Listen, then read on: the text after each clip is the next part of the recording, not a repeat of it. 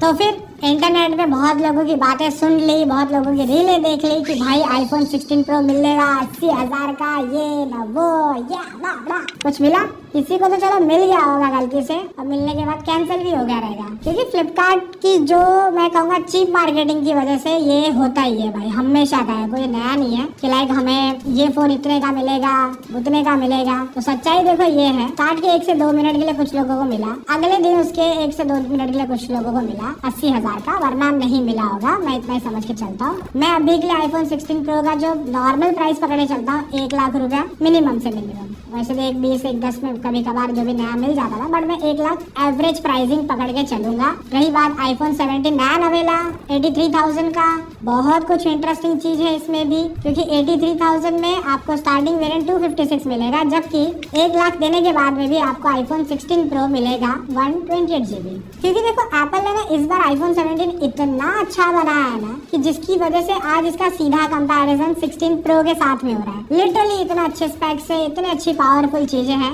सिर्फ कहा नहीं क्या पता है, डिजाइनिंग में। लास्ट ईयर का जो 15 भी नहीं कहूँगा 16 का जो मॉडल था, design same as it is यहाँ डाल दिया, बचे कुछ एक कलर वहाँ पे जो नहीं दे पाए होंगे वो इन्होंने इस बार इसमें कर दिया। मैं आपको ये समझा दूंगा कि 16 प्रो क्या आपके लिए वैल्यू फॉर मनी है, या फिर 17 आपके लिए ज्यादा परफेक्ट और फ्यूचर प्रूफ फोन है, और नेगेटिव पॉजिटिव सब समझेंगे अपने स्टाइल में, टेकी पाठशाला स्टाइल में। और देखो एप्पल ने एक बात बोली थी कि देखो 16 प्लस ज्यादा सेल नहीं हुए, इसके लिए हम लॉन्च नहीं कर रहे हैं। भाई ऐसा कुछ नहीं है, मेरे हिसाब से मेरी थियरी ये कहती है, अगर आईफोन 17 प्लस लॉन्च होता 120 हर्ट्ज डिस्प्ले के साथ में, तो आज जो हम कंपैरिजन 16 प्रो वर्सेस 17 कर रहे हैं ना, तो ये अगली एक और वीडियो होती iPhone 17 plus versus 16 pro max. क्योंकि भाई छोटी में बड़ी पावरफुल चीजें कम पैसे देने के बाद में कोई क्यों ना खरीदे, तो एप्पल को यही डर था, दैट्स व्हाई उन्होंने 17 प्लस लॉन्च नहीं करा। एक गंदा सा बेकार सा फोन लॉन्च करा है हल्का होने के नाम पे, जो भी कलंक है व्हाटएवर कुछ भी। एक कैमरा आता 1,20,000 देने के बाद में, सिंगल कैमरा और ऊपर से सिंगल स्पीकर, बहुत सारे पॉजिटिव नेगेटिव उस फोन के। हमारे स्टूडियो में आईफोन 17 एयर व्हाटएवर 17 जो भी है वो पड़ा हुआ है, बस कोने में पड़ा हुआ है, वो किसी को मन ही नहीं है वो फोन को हाथ लगाने का। चलो वो हम अलग बात करेंगे। स्टार्टिंग का जो प्राइसिंग वाला कॉलम है ना, मैं इतना कहूंगा जो वैल्यू फॉर मनी वहाँ पर चीजें निकल रही है वो आपको आईफोन 17 है।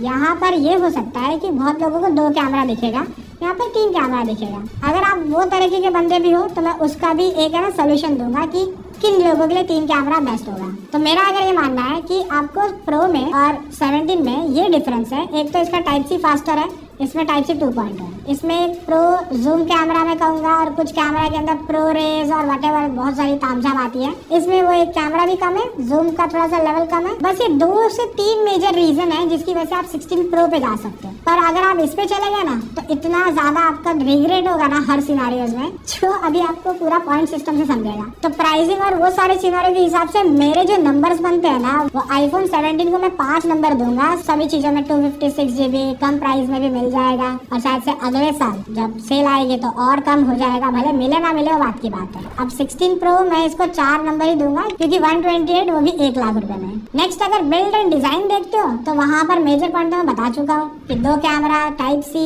इन हैंड फीलिंग में देखो यहाँ पर ये टाइटेनियम आता था, बट टाइटेनियम की वजह से फोन गर्म हो रहा था, और ना ही इसके अंदर वेपर चेंबर कूलिंग है, हालांकि 17 में भी नहीं है, पर ये अपना पुराना कैमरा मॉडल डिजाइन फॉलो करता है या साइड मॉडल फॉलो करता है। लेकिन ऐसा है कि ये फोन आपको थोड़ा सा ना हाथ में अच्छा लगेगा, और ये फोन हाथ में आपको भरा भरा लगेगा, मतलब ऐसा रिच वाली फील होती है ना, वो पूरी प्रीमियमनेस होती है ना जो ये करवा के देता है। तो इसके पॉइंट्स तो है, प्लस वो 3 आंखें जो है, तो बस ऐसे आप कान में लगा के ऐसे 3 कैमरा लगा के घूमोगे ना, बस वो ही एक मेजर डिफरेंस है और कुछ नहीं है। और बाकी देखो बिल्ड, डिजाइन, आजू बाजू में बस थोड़ा सा टाइटेनियम और इस तरफ एल्यूमिनियम है, और पीछे की तरफ बैक ग्लास है, और साइड के ऊपर के नीचे तरीके से सब कुछ सेम देखने मिलता है। और 17 में जो डिस्प्ले भी है ना, वो अभी सिरेमिक शील्ड 2 हो चुका है, जो कि थोड़ा स्ट्रॉन्गर है। मैंने पिछले वीडियो में ट्राई करके देखा था, स्क्रैच करने का ट्राई किया था हल्का सा, तो वहाँ पर वो डिस्प्ले पे मैं कहूँगा स्क्रैच आए भी होंगे ना तो 1% आया स्क्रैच आया तो था, बट 1% स्क्रैच होगा। बट अगर मैं 16 प्रो को ही नॉर्मली ऐसे घुमा दूं ना टेबल पे, अब भी इतने दुनिया भर की लकीरें बन जाएगी ना, तो सोच नहीं पाओगे। मैं कहूँगा स्क्रैच प्रूफ तो जरूर हुआ है, और ये भी कहूँगा कि स्ट्रॉन्गर भी हुआ है। सो बस वो कुछ मेजर रीजंस है जिसकी वजह से मैं 17 को थोड़ा से पॉइंट्स ज्यादा दूंगा, हालांकि ये आधा पॉइंट इसके लेंस की वजह से प्लस जाएगा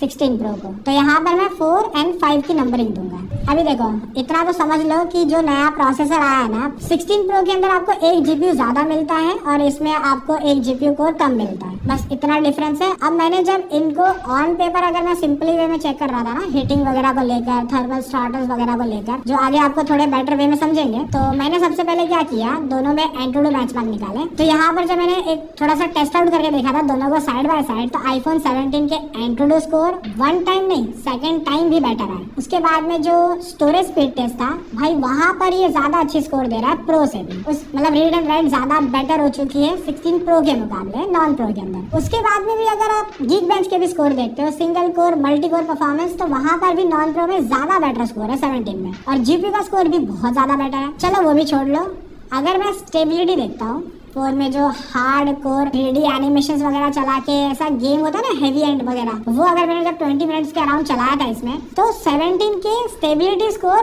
प्रो से ज्यादा बेटर आ रहा है। तो ये फोन ज्यादा गर्म भी हो रहा है, इवन थ्रॉटल कर रहा है। अगर मैं इसको गेमिंग में भी लेके जाता हूँ वहाँ पर, जैसे कि जेंशन इम्पैक्ट एंड बाकी अदर जो हेवी एंड गेम्स है, वहाँ पर ये फोन पहले थ्रॉटल करता है, FPS छोड़ता है, जबकि ये मेंटेन करता है। तो स्टेबिलिटी का स्कोर देखते हो ना, तो ऐसा भी नहीं कि 3-4% का डिफरेंस है, बहुत बड़ा डिफरेंस है। ऑलमोस्ट 15 से 16% तक का डिफरेंस निकल कर आता है ऑन पेपर, और वो रियलिटी में फील भी हुआ। और मैं अगर इसको रैंकिंग देना चाहूँ तो आईफोन 17 को मैं नंबर 5 दूंगा और नॉन प्रो को नंबर 4 दूंगा, क्योंकि थ्रॉटल करके परफॉर्मेंस डाउन करता है। और ये चीज मैं अगर रियल लाइफ में अगर बात करूँ आपका गेमिंग के अंदर, जैसे कि BGMI गेमिंग में, तो वहां पर ये फोन अभी के लिए 120 देता है। ऑफ कोर्स देगा ही, क्योंकि 120 हर्ट्ज पैनल है और काफी टाइम हो चुका है गेम में आके, और ये अभी जस्ट लॉन्च हुआ है। तो जिस दिन मैं शूट कर रहा हूँ ना, वहाँ पर ये फोन अभी के लिए 60 FPS है। पर भाई इसमें कोई इशू नहीं है कि आने वाले टाइम पे ये 120 ऐसा हो सकेगा कि नहीं देगा, भाई डेफिनेटली देगा, क्योंकि इतनी अच्छी परफॉर्मेंस वगैरह अगर बनी है तो किसी रीजन से बनी होगी। तो जो गेमर्स है वो नॉन प्रो जो कॉम्पैक्ट फोन ढूंढते थे ना, अब वो सीधा आईफोन 17 ग्रैब कर सकते हैं। भाई मैं फ्रैंकली बोलूंगा ये ज्यादा बेटर परफॉर्मेंस देगा। भले ही आज 60 FPS आ रहा है, बट इसकी लॉन्ग सेशन गेमिंग आपको ज्यादा बेटर आउटपुट निकाल के देगी एज कम्पेयर आईफोन 16 प्रो से। अब BGMI खेलो 120 पे बेटर FPS आ जाएंगे। फॉर एग्जांपल अगर ये चलो 120 नहीं देगा प्रॉपर स्टेबल में, तो 110 तो दे देगा, चलो 110 भी नहीं दिया, लॉन्ग सेशन में एटलीस्ट 100 स्टेबल तो FPS देगा। ये भाई 16 प्रो मैक्स है ना, इतना हीट होता है ना, उसकी वजह से उसके FPS 100 के नीचे जाते हैं। सोचो ये 16 प्रो कॉम्पैक्ट में ऑलरेडी इस फोन को लेकर ओवर रेटिंग के स्टार्ट डेज में ही इश्यूज थे, तो सोचो ये कितना ज्यादा प्रॉब्लम क्रिएट करता होगा। ये कभी कभार 95 के नीचे FPS छोड़ देता है। तो भाई स्टेबल गेमिंग अगर इसमें करनी है ना आपको 16 प्रो में, तो मैं रेकमेंड करूंगा 90 FPS। तो यहाँ पर क्लियर विनर गेमिंग में यही है, थ्रॉटल भी कम करता है और FPS को छोड़ता भी कम है, और इवन गर्म भी कम होता है। तो यहाँ पर गेमिंग में भी अगर मैं रैंकिंग दूं तो मैं पूरे क्लियर पॉइंट दूंगा आईफोन 17 को 5 और इस बेचारे को 4। तो आईफोन 17 की बैटरी भी अगर देखोगे तो 16 प्रो से भाई 100 mAh एक्चुअली ज्यादा ही मिलती है, और इवन चार्जिंग स्पीड भी इस बार बढ़ चुकी है। 40 वाट तक का पीडी चार्जिंग भी आप सपोर्ट करवा सकते हो। 65 वाट का पीडी चार्जर लगा है, 40 तक के चार्जर लगा, तो ये फास्ट चार्जिंग करेगा। 50% भी अराउंड 20 मिनट के अंदर हो जाएगा, और ये कम होता है। बट हाँ 50% के बाद में फोन स्लो चार्ज हो जाएगा, ये ध्यान रखना। तब 100% होने में 1-1.5 घंटे का टाइम डेढ़ घंटे तक का टाइम लगेगा। सेम हालत इसकी भी है, पर ये 50% एटलीस्ट फास्टर तो चार्ज होगा। उसके बाद में भले ही सेफ्टी रीजन बाकी सब हो, पर ये ना हो सके। अब 100 mAh हमने सोचा था कि बढ़ गया है नॉन प्रो के अंदर 17 में, तो ज्यादा डिफरेंस नहीं होगा। तो मैंने ना यहाँ पर बहुत सारे टास्क परफॉर्म करे थे, तो हमने एंटूडू Geekbench वगैरह वो सब तो परफॉर्म करे ही करे। तो ये सारे सिनारियो में तब है ना, मतलब एंटूडू Geekbench 3D स्कोर्स वगैरह में वहाँ जब स्कोर गिरा, मतलब बैटरी गिरी 100 से सीधा आईफोन 17 आ गया 73% पर, और आईफोन 16 प्रो आ गया 67% पर। अब उसके बाद में 4K 60 FPS की वीडियो रिकॉर्डिंग करी 15 मिनट के लिए, फिर 1080p का कंटेंट अराउंड 15 मिनट के लिए प्ले हुआ। फिर उसके बाद में YouTube शॉर्ट चला अराउंड 30 मिनट। फिर उसके बाद में वापस YouTube पे 1 घंटे का कंटेंट वापस प्ले कर दिया। तो अब जो बैटरी आ गई 17 पे 39% और प्रो पे आ गई 30%। फिर उसके बाद में 1 घंटा कैमरा चलाया वापस रिकॉर्डिंग के लिए, और वापस शॉर्ट्स हमने प्ले कर दिया। तो तब तक दोनों फोन की बैटरी खत्म हो गई, 0% पर आ गई। तो अभी 16 प्रो का 100 to 0 बैटरी ड्रेन देखते हो, वो जानने से पहले भाई सब्सक्राइब कर लेना, क्योंकि इसी तरीके के डिटेल रिव्यूज आपको मिलते रहेंगे, और आने वाले टाइम पे मैं चीजें और इम्प्रूव करूंगा। और अगर आपको लगता है कि 17 वर्सेस कोई और फोन होना चाहिए, जैसे कि S25 कंपैरिजन, तो ये वीडियो पे बस सब्सक्राइब मार दो ताकि आपको वीडियो नोटिफिकेशन पहुंच जाए। तो अगर देखो रिजल्ट सुनोगे ना तो भाई लिटरली शॉक पे चले जाओगे। यहाँ पर 16 प्रो चला अराउंड 6 आवर्स 38 मिनट, ठीक है। अब सोच रहे हो कि चलो 17 कितना ही चला होगा, थोड़ा ही चल गया होगा, आधा घंटा। भाई ये चला ऑलमोस्ट 8 आवर्स, 6 मिनट बाकी रहेंगे बस, ऑलमोस्ट 8 आवर्स चल गया। तो डिफरेंस कितना निकला? 1.5 घंटे का। तो इतना ज्यादा battery backup non pro iPhone 17 निकाल के दे रहा है 16 प्रो के मुकाबले। अब सेल में जिन्होंने भी लिया रहेगा आप सोच रहे होंगे काश 17 ले लिया होता, काश।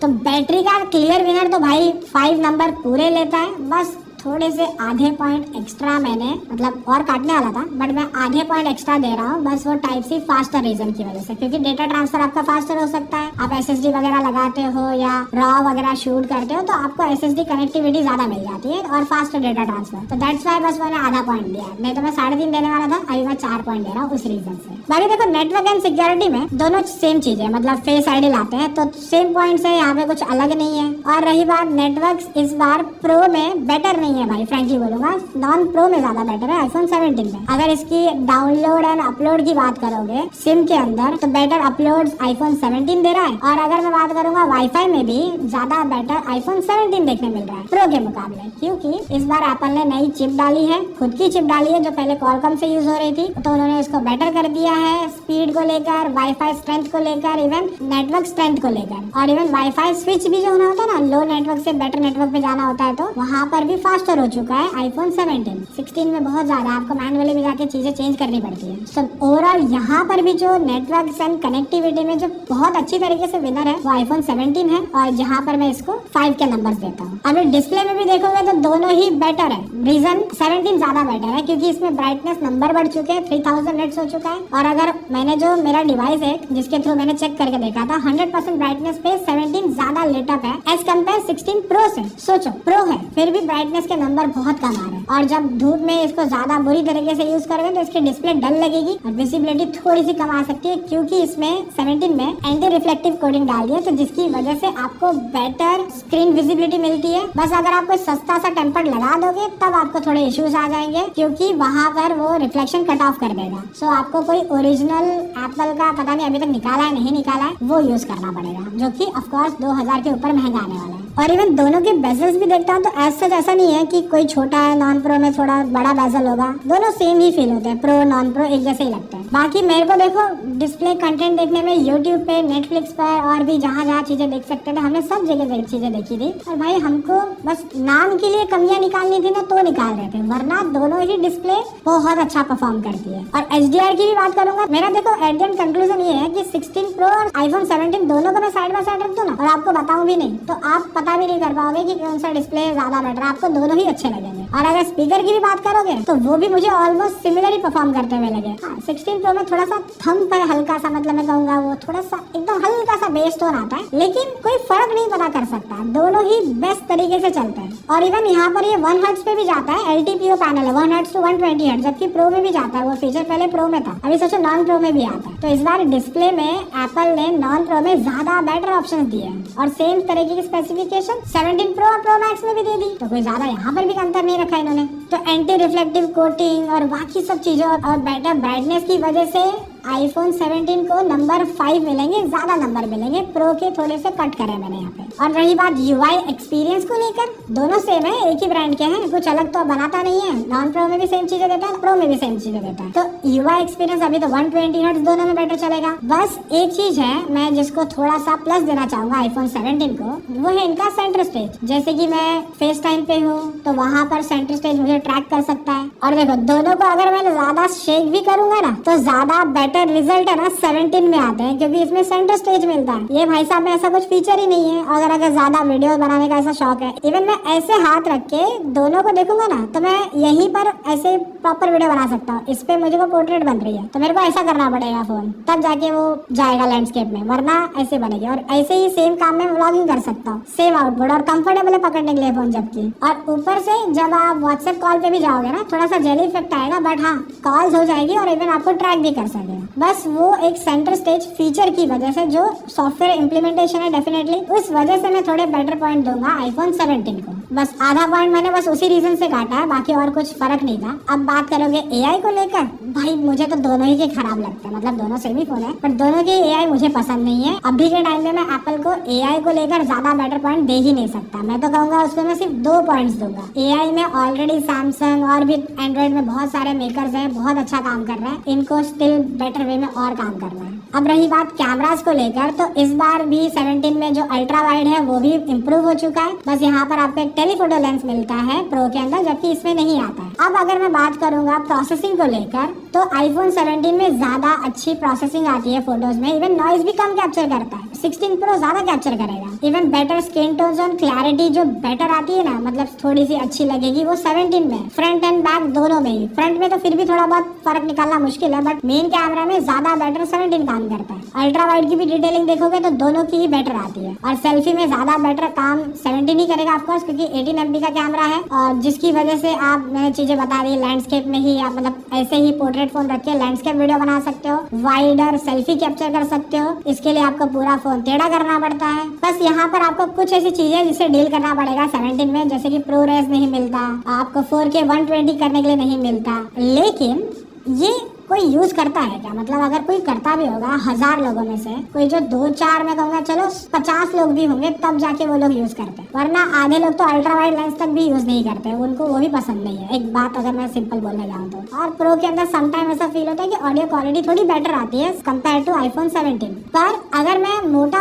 अगर सिंपल में बता दूं ना, 16 प्रो तब आपको पसंद आएगा जब आप किसी की पोर्ट्रेट खींचते हो, जूम वीडियोस करते हो या जूम फोटोज खींचते हो पोर्ट्रेट में खासकर, तब वो लेंस आपके काम आएगा। अब वो कितनी खींचते हो आप अपने हिसाब से खुद को देख के समझ सकते हो। सबका यूज के सिनेरियो अलग है। भले ही एक कैमरा कम है पर ज्यादा ऑप्टिमाइज और ज्यादा अच्छा आईफोन 17 का कैमरा मिलता है, और वीडियोस भी इवन बेटर है। तो बस वो जो सामने सेंटर स्टेज फीचर आया है, बस उसकी वजह से और कुछ छोटे मोटे जैसे लो लाइट फोटोज वगैरह की वजह से आधा पॉइंट मैंने काट दिया है। मतलब लो लाइट बेटर नहीं है 16 प्रो का। सो अगर फाइनल चीजें समझते हो मेरे हिसाब से, तो डील कौन सी ज्यादा अच्छी है, 16 प्रो या 17? तो अगर आपके लिए वो होता है ना कि यार एक खुद को ऐसा सिंबलाइज करना और खुद को कुछ अलग ही दिखाना प्रो लेकर, हालांकि इन सब चीजों से आप सिंबलाइज नहीं होते, आप कोई बड़े नहीं हो जाते। मैं आपको फ्रैंकली बोलूँ तो आप 13 प्रो लेके घूमो वो भी सेम ऐसा ही लगेगा आपको, बस आप खुद से कितना अंदर खुद को अच्छा फील करते हो, बस वो एक बड़ी बात है। पर अगर आप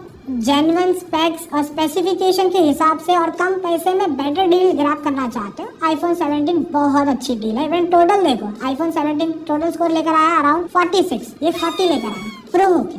सोचो महंगा है फिर भी, 1 साल पुराना ही है, ज्यादा भी तो पुराना नहीं हुआ है। सोचो इसके बाद अगर मैं इसको 15 प्रो से भिड़ाऊंगा या इससे 17 को, तो सोचो 15 प्रो तो और कम स्कोर लेकर आएगा, क्योंकि उसमें तो और इश्यूज थे।